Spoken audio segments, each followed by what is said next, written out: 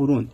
hari ikintu waba dushinza nkatwe abanyarwanda miliyoni zirenga 40 ku mwaka mwibaza amadolari nubwo tubeshyeye ariko reka tujye tuyarya tuba twayabonye muzohaga ryari tuzahaga ryari se ni ryari umuntu adakenera kurya mugamaye n'abakoresha na setani ntibahaga ahubwo nyibwirira nkura muntu uza kuguha amakuru ayaguha ari kuvuga gute cyangwa yitwara gute tuvugana uko ndashaka kureba ukuntu azayakitinga n'ukuntu aba yigira ahubwo tutangira none anga mugamaye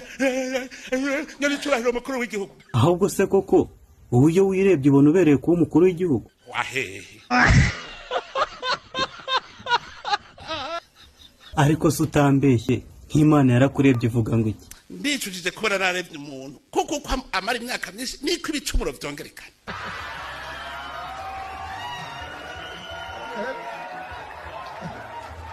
Amenye gupakira urusahani rwuzuye Kilimanjaro twamwita iyo kagize Kilimanjaro